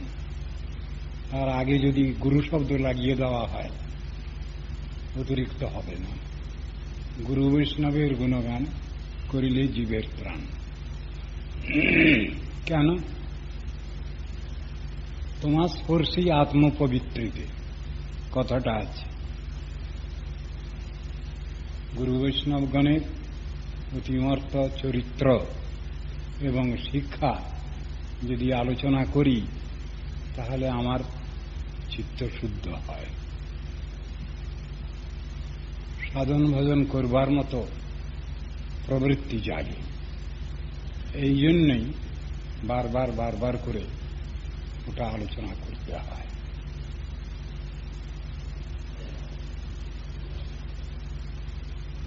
শ্রীমদ্ ভাগবত বলছেন, শতান প্রসঙ্গান মম বীর্য সংবিদ ভবন্তি হৃৎকর্ণ রসায়নাক কথা। সাধুগুরু বৈষ্ণবের যে জীবনী, সেইটাই হল শিক্ষা। তাদের জীবনী এবং শিক্ষা দুটো পৃথক নয়, একই জিনিস। তার জন্য শাস্ত্রে বহু জায়গায় বলা হয়েছে সাধু মহাজনের জীবনটাই শিক্ষা। ভগবান এবং স্বয়ং ভগবান এবং ভগবানের শ্রীমূর্তি, ভগবানের শ্রীনাম যেমন অভিন্ন, আইডেন্টিক্যাল, তদ্রূপ সাধুর জীবনী এবং তার শিক্ষা দুটো একই। এ কথা শাস্ত্রে বলা হয়েছে। সুতরাং সাধু মহাপুরুষগণের জীবন চরিতে যে যে বিশেষ বিশেষ ক্ষেত্রগুলো দেখা যায়, সেগুলো আমাদের শিক্ষা। ভগবানের বেলায় একটু অন্যরকম হয়। স্বয়ং ভগবান কতকগুলো আচরণ করেন জীবকল্যাণের জন্য, আর কতকগুলো আচরণ ভগবানের নিজস্ব। ভগবানের নিজস্ব যে আচরণ, সেইটাকে যদি আমরা অনুকরণ করি তাহলে আমাদের অমঙ্গল হয়। কিন্তু জীবকল্যাণপর যে আচরণ, সেটা যদি আমরা অনুসরণ করি তাহলে আমাদের কল্যাণ হয়। সাধুগুরু বৈষ্ণবের জীবনীতে তাদেরও নিজস্ব কিছু আছে, যে জিনিসটা সবসময় আমরা অনুসরণ করতে পারি না বা অনুসরণ করবার অধিকার লাভ করি না। আমার বলার তাৎপর্য এই, অনেকগুলো বিষয় আছে যে জিনিসগুলো বদ্ধ দশায় আমরা নিয়ে চলতে পারি না।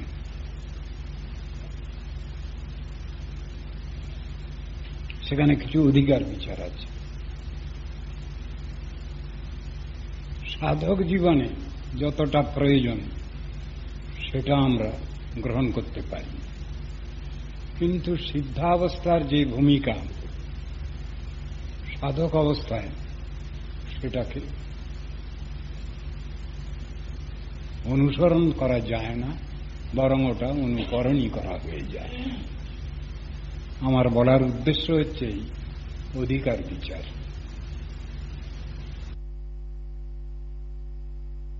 উদ্দেশ্য হচ্ছে এই অধিকার বিচার। সিদ্ধের ভূমিকা সাধক সাধিকা কখনই অনুকরণ করতে পারেন না, করা উচিত নয়। এটাই আমার বক্তব্য বিষয়।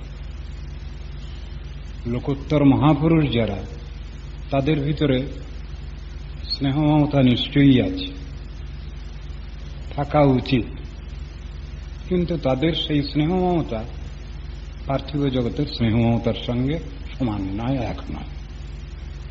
এটা একটা বিচারের কথা। যদি তাদের মধ্যে কঠোরতা কিছু দেখা যায়, সাধারণ বিচারে কিছু কর্কশ ভাব দেখা যায়, বাদ প্রতিবাদমূলক মনোভাব দেখা যায়, তাহলে তার ভিতরেও মঙ্গল আছে। সেই মঙ্গলটা ঠিক আমরা অনেক সময় বুঝে উঠতে পারি না। সেই জিনিসই কৃষ্ণদাস কবিরাজ গোস্বামী ব্যাখ্যা করেছেন চৈতন্য চরিতামৃতে।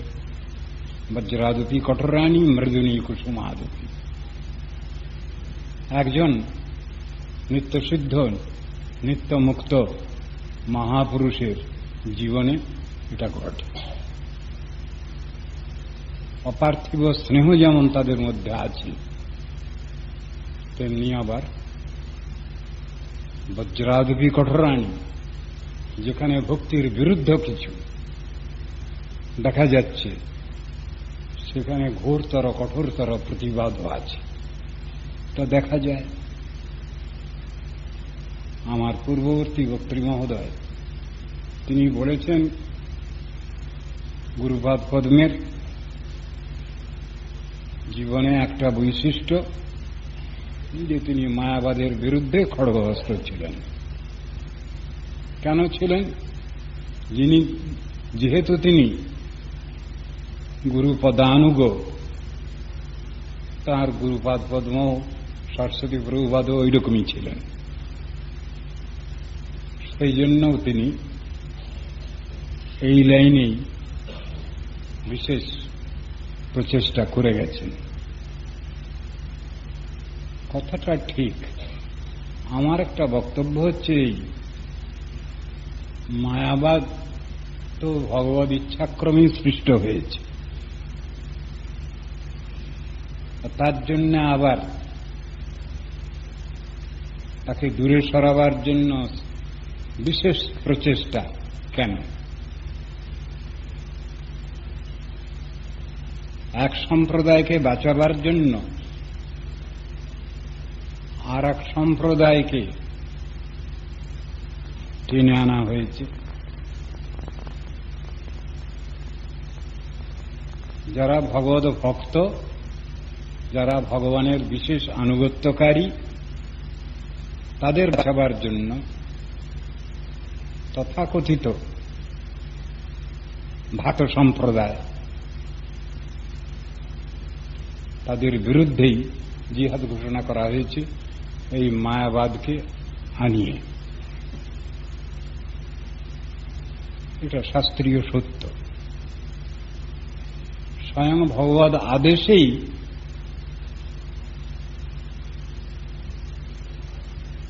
শিব ঠাকুর মায়াবাদ প্রচার করলেন শঙ্কর মূর্তিতে। সে কথা শাস্ত্রে বলা আছে, বুঝানো আছে। সেখানে ব্যক্তিগতভাবে শঙ্করাচার্যের প্রতি কোন রকম ধরনের সমালোচনা করা হচ্ছে না। তার প্রচারিত যে মতবাদ সেইটারই সমালোচনা হচ্ছে। আচার্যের দোষ নাহি, ঈশ্বর আজ্ঞা হইল, অতএব কল্পনা করি নাস্তিক শাস্ত্র কইল।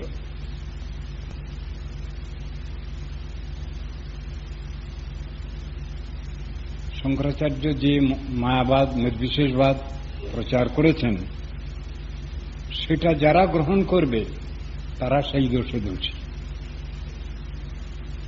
অর্থাৎ যারা ভগবদ বিরোধী, ভগবানকে যারা মানে না, তারাই ওই বিচারের মধ্যে আবদ্ধ হবে, এবং সেইটাই কষ্টকর অবস্থা। সেই জিনিসটাকে নিশ্চয়ই ভালো বলা হয়নি। মায়াবাদকে বলা হয়েছে মেঘ। সূর্য উদিত, কিন্তু মেঘাবৃত হচ্ছে যখন, তখন সূর্যের কিরণ আমরা দেখতে পাচ্ছি না, সূর্যের বাস্তব সত্তা আমরা অনুভব করতে পারছি না। তা মায়াবাদকে মেঘের সঙ্গে তুলনা করা হয়েছে। মায়াবাদ রূপ মেঘ যখন শতপ্রকাশিত সূর্যকে, চিৎ সূর্যকে ঢাকতে চাচ্ছে, সেটা আমাদের পক্ষে ভালো অবস্থা নয়। জগতের ভাগ্যে ভগবানের বিভূতি নয়, ভগবানের পূর্ণ প্রকাশ আমাদেরই কাম্য বিশেষভাবে। তো মায়াবাদ এমনই জিনিস, শত শত রূপেতে সে তার বিভিন্ন নাস্তিক্য দিক দেখিয়ে দেয় এবং নাস্তিক্য ভাবে আমাদের উল্টো দিকে টেনে নিয়ে যায়। চিৎজড় সমন্বয়বাদ একটা মায়াবাদেরই অংশ, জীব ব্রহ্মৈক্যবাদ মায়াবাদের একটা অংশ।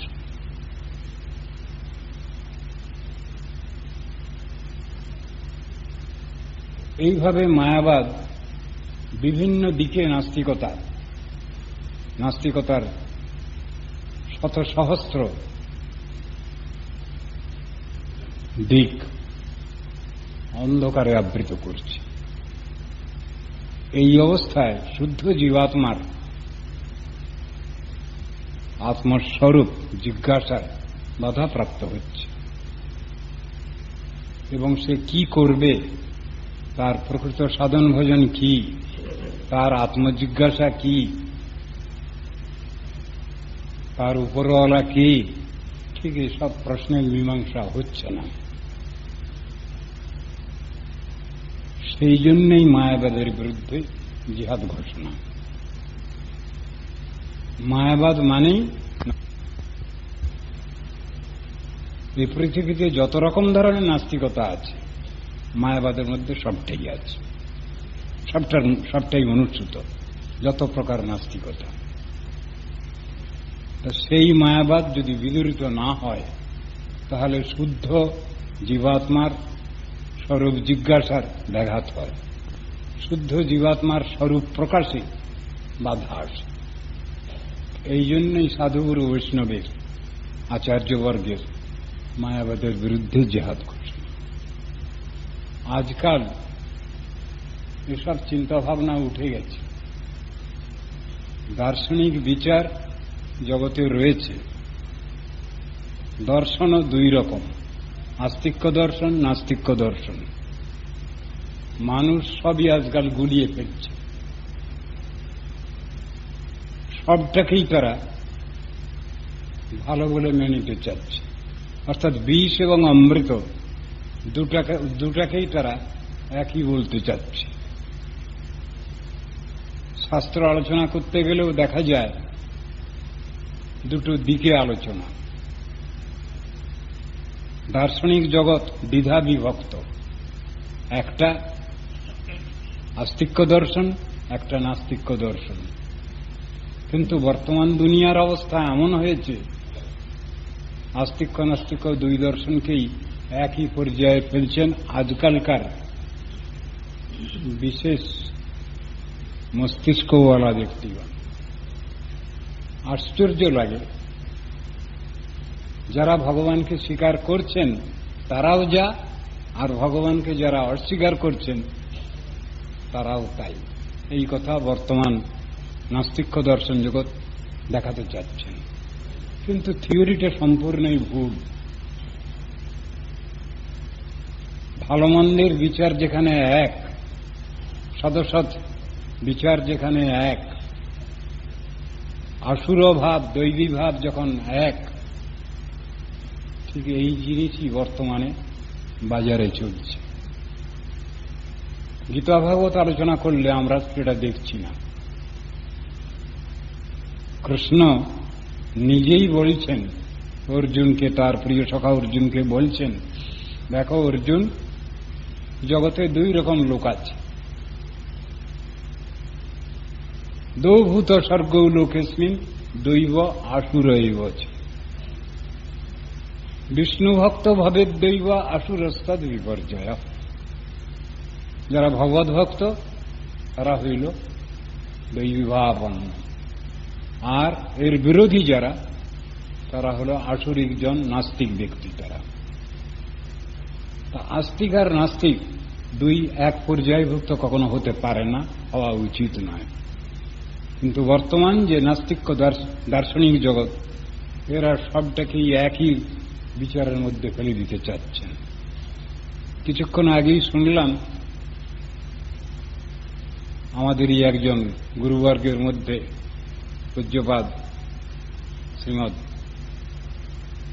ভক্তি সর্বস্ব গিরি মহারাজ আমার গুরুপাদ পদ্মের কাছে আসছিলেন। তিনি বলতে বলতে আসছেন, কেশব তুয়া জগত বিচিত্র।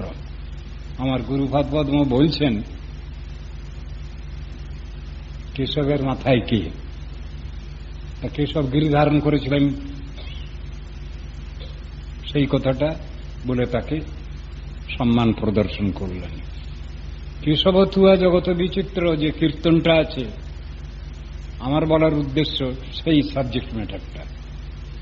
কেশব তুয়া জগত বিচিত্র, করম বিপাকে ভববন ভ্রময়ী, এ খলু রঙ্গ বহু চিত্র। নাস্তিক্য দর্শনের কথাগুলো বলে যাচ্ছেন ওই কীর্তনের মধ্যে। কপিল পতঞ্জলি গৌতম কনভোজি, জৈমিনী বৌদ্ধ আও এ ধায়, সবু বঞ্চক তুয়া ভক্তি বহির্মুখ, ঘটাও এ বিষম পরমাৎ। ভালোভাবে কিন্তু নিতে পারেননি পদকর্তা। বলছেন এরা জগৎ বঞ্চক, জগৎকে বঞ্চনা করছেন, জগৎকে প্রকৃত শিক্ষা থেকে বঞ্চিত করেছেন। তা যারা জগৎকে প্রকৃত শিক্ষা, ভগবত শিক্ষা, ভগবত ভজন শিক্ষা থেকে বঞ্চিত করছেন, তাদের ভালো বলবো কি করে? তারা তো জগৎ ধ্বংসের কার্যই করছেন। যাতে জগৎ সংরক্ষিত হয়, ঠিক পথে চলে, সেই শিক্ষাটাই তো আমাদের গ্রহণ করতে হবে। জগতে আস্তিক নাস্তিকের সমান কি একই হবে? ভালো মন্দের বিচার থাকবে না? সৃষ্টি আর ধ্বংস দুটো একই হবে? পার্থিব জগতের যতগুলো কথা আছে, দার্শনিক জগতে যতগুলো কথা আছে, সবগুলোই দুই ভাগে ভাগ করা হয়েছে। স্নেহ মমতার কথাই ধরা যাক। স্নেহ মমতা নিয়ে যদি আমরা আলোচনা করি, তাহলে স্নেহ মমতাও দুরকম। পার্থিব জগতের স্নেহ মমতা, এর দ্বারা আমাদের খুব বেশি দূর কল্যাণ হয় না। খুব বেশি পর্যন্ত যদি হয় স্বর্গ, তার থেকেও যদি কিছু বেশি চিন্তা করি, তাহলে সপ্তমেতে যাবে, ভূর্ভুবস্বর মহাজন তপসত্য পর্যন্ত আমরা এই ভূলোকে আছি, বাস করছি।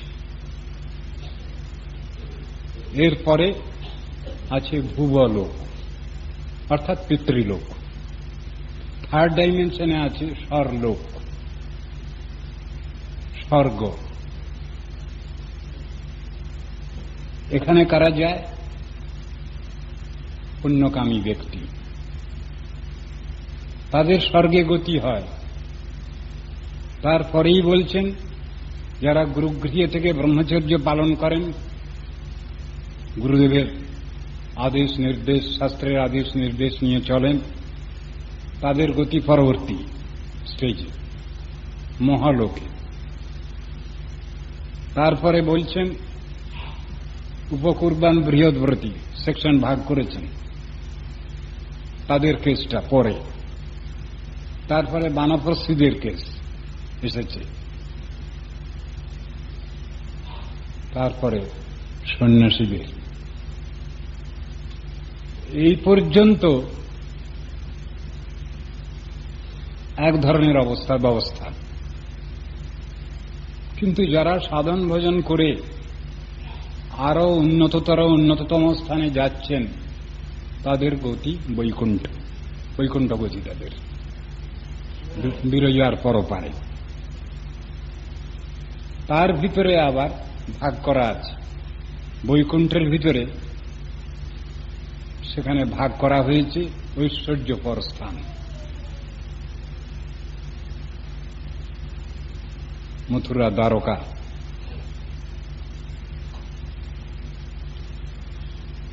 গোকুল, গোলক, বৃন্দাবন।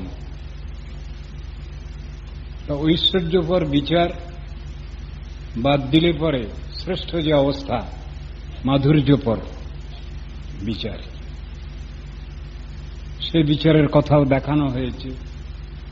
সাধন ভজনের ক্ষেত্রটাও ঠিক এইভাবেই বিচার করা হয়েছে। বিধি নিষেধ নিয়ে যেখানে চলছে বৈদিক ভক্তির কথা শাস্ত্রে বলা হয়েছে, রাগানুগা ভক্তি, রাগাত্মিকা ভক্তির কথা শাস্ত্রে বর্ণনা করেছেন, গোস্বামীগণ আমাদের বিচারের মধ্যে দেখিয়েছেন। ভাব ভক্তি, প্রেম ভক্তির কথা শাস্ত্রে বর্ণিত হয়েছে। গৌড়ীয় বৈষ্ণবগণ বিশেষ করে প্রেম ভক্তির কথা সর্বোপরি বলে জানিয়েছেন। ভাগ রয়েছে বিভিন্ন রকমের, শাস্ত্রে বর্ণনাও সুন্দরভাবে আছে। শান্তরস যদি একটা নিউট্রাল কিছু একটা, তাকে বাদ দেওয়া হয়েছে প্রায়। দাস্যরস থেকে সাধন ভজনের ক্রমটা যেন ধরা হয়েছে, তার জন্য শাস্ত্রে বর্ণনা রয়েছে। দাস্য প্রেম, সূক্ষ্ম প্রেম, বাৎসল্য প্রেম, মধুর প্রেম বর্ণনা করেছেন। এসব জিনিসের মধ্যে উত্তরোত্তর বৈশিষ্ট্য স্থাপিত হয়েছে। সাধনের ক্ষেত্র ক্রম অনুসারে, সাধক সাধিকার অধিকার অনুসারে এইসব রসে সাধনার কথা শাস্ত্রে বর্ণিত হয়েছে। কিন্তু অনেক সময় আমাদের কাছে প্রশ্ন আসে, সব রকম ধরনের রসের অধিকারিণী তারা কি চরম রসের অধিকার কখনো পেতে পারেন? এইখানে কিছু বিচারের বৈশিষ্ট্য আছে। জীবের আদি স্বরূপে যে রসের অধিষ্ঠান, সেই রস পর্যন্তই সাধনার তার শেষ অবস্থা, চরম অবস্থা। যদি কারো দাস্যপ্রেমী শেষ, তিনি আর এর উপরে উঠতে পারছেন না। আর যদি কারো মধুর রথিতে শেষ স্বরূপ, তা তিনি সে পর্যন্ত অগ্রসর হতে পারেন। এটা বর্ণনা আছে। শেষাধিকারে যা নিষ্ঠা সগুণ পরিকীর্তিত বিপর্যয় তো দোষ। তা অধিকার নিষ্ঠাটা তাহলে কি? শেষাধিকারে যা নিষ্ঠা, সেটাকে গুণ বলছেন, আর এর বিপর্যয়টা বলছেন দোষ। তাহলে অধিকার নিষ্ঠা কাকে বলি? আমি যতটুকু বুঝি তাতে মনে হয় অধিকার নিষ্ঠা জীবাত্মার আদি স্বরূপে যে রসের অধিকার যতটুকু পর্যন্ত, ততটুকুই পর্যন্ত তার সাধনের সমাপ্তি, পরিসমাপ্তি। যদি তার শেষ আদি রসের, আদ্যরস, উজ্জ্বল রসের যদি তার অধিকার আছে, ক্রমপর্যায়ে তার সেই অবস্থায় উন্নতি, এটা শাস্ত্রে আছে। কিন্তু যদি কারো মাঝে কোন রসের যদি তার অধিকার, তার সেই পর্যন্তই তার অগ্রগতি। গৌড়ীয় গুরুবর্গের, গোস্বামীবর্গের বিচারের মধ্যে বিভিন্ন স্থানে এসব কথাগুলো সাধনোচিত অধিকার সম্বন্ধে বিস্তৃত আলোচনা আছে। আমাদের গৌড়ীয় গুরুবর্গের মধ্যে এক একজন আচার্যের মধ্যে কিছু কিছু বৈশিষ্ট্য দেখতে পাওয়া যায়। তবে মূলত গৌড়ীয় বৈষ্ণবগণের সাধারণ উপাসনার যে ক্ষেত্রটা, সেটা মধুর রতি পর্যন্তই বলা আছে। এটা আমরা পাচ্ছি আরাধ্য ভগবান ব্রজেশতনয় স্তদ্ধাম বৃন্দাবনম রম্যা কাচিদ উপাসনা ব্রজবধূ বর্গেন যা কল্পিতা, এই শ্লোকের মধ্যে পাচ্ছি। ব্রজবধূ বর্গেন যা কল্পিতা, ব্রজবধূগণ যেভাবে সাধন ভজন করেছেন সেটাই আমাদের মূল আদর্শ, অর্থাৎ উন্নত জলরসের কথাই বলছেন এখানে। সেটাকে মেনে নিতে হয়। কিন্তু শেষাধিকারে যে নিষ্ঠা, এই শ্লোকের ব্যাখ্যা করতে যদি আমরা বুঝতে চাই, আমার মনে হয় তখন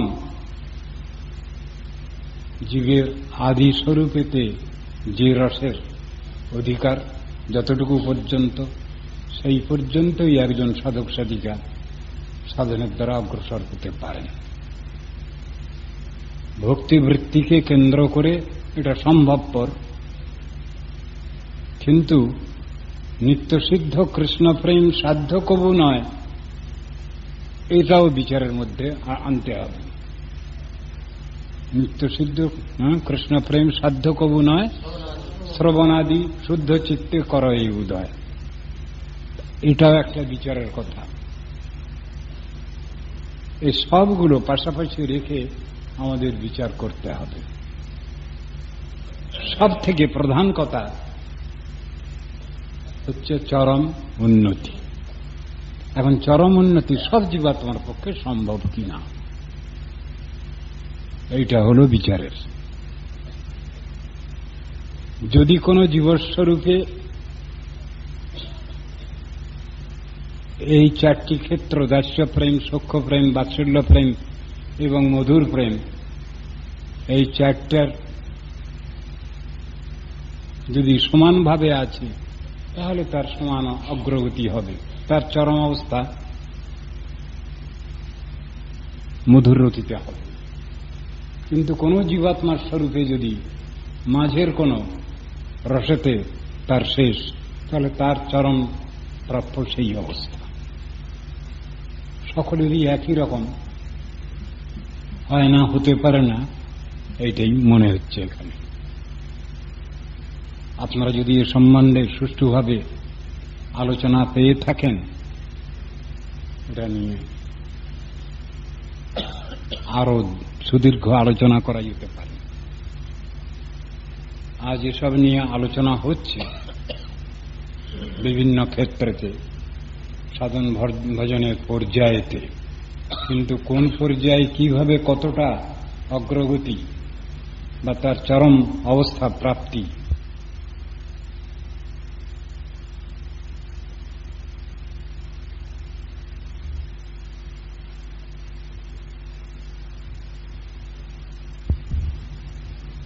আমাদের গুরুবর্গের,